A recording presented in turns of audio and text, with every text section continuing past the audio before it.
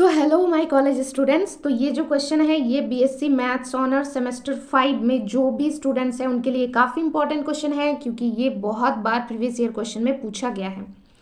क्या है question? State and prove fundamental theorem of integral calculus. तो चलिए स्टार्ट करते हैं। कोई भी थ्योरम होता है उसका एक पर्टिकुलर स्टेटमेंट होता है। सो इसका स्टेटमेंट देखिए, let F be an integrable function on close bracket a comma b and suppose that F x is equal to integration of a to X, ये लोअर लिमिट है, ये upper limit, F T D T plus F A. Then हम क्या कह सकते हैं? Then F dash x is equal to F x is equal to F X in close interval a comma b। चलिए proof start करते हैं। Statement हमारा complete हो चुका है। Since the function f is bounded and measurable it's integrable, so we may assume that f is greater than और equal to 0। अब हमें एक सीक्वेंस डिफाइन करना है। Define a sequence F N of function F N such that a comma b arrow r by F N X is equal to F X. कब? when if F x is less than और equal to n, n if F X greater than n। ठीक है, आगे चलते हैं।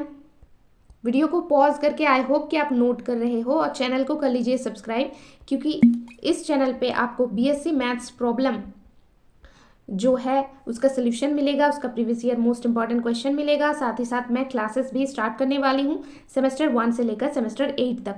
अच्छा, मैं आपको बता दूं कि और भी इंपॉर्टेंट क्वेश्चन मैंने ऑलरेडी शेयर करके रखा है। प्लेलिस्ट एक बना हुआ है बीएससी मैथ्स प्रॉब्लम का, उसमें सारे सेमेस्टर का आपको मिल जाएगा। तो आप जिस भी सेमेस्टर से बिलोंग करते हो आप क्वेश्चंस देख सकते हो। Clearly each F N is a bounded and measurable, so since D by D X of integration of A to x f n dx is equal to f n x. By definition f minus f n is greater than or equal to 0 for all n. Again हम क्या करेंगे? Again we defined by a function gn. By gn x is equal to integration of a to x f minus f n dx. This is equation number first. Now next. Now आगे चलते हैं। The function is derivative will be non-negative.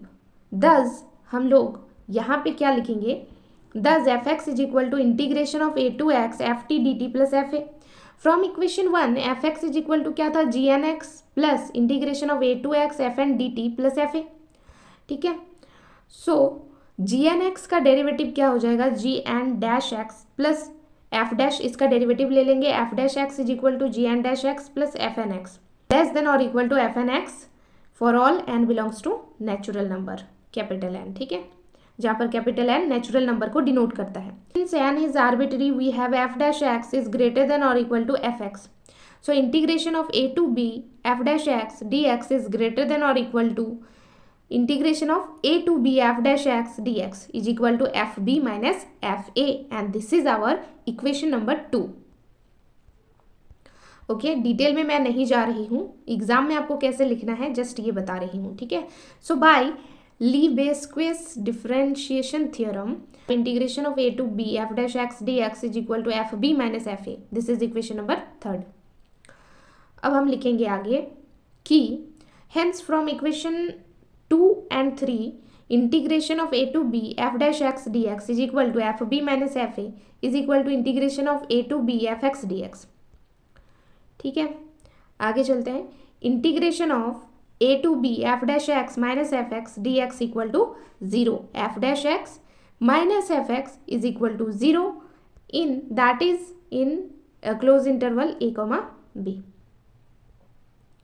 So since हम लोग यहाँ पर क्या लिखेंगे कि f dash x minus f x is greater than or equal to 0 for all x belongs to close interval a comma b, hence f dash x is equal to f x that is in a comma b, close interval a comma b, hence proved. Okay, ये theorem आए तो इस प्रकार से आपको लिख लेना है एग्जाम में।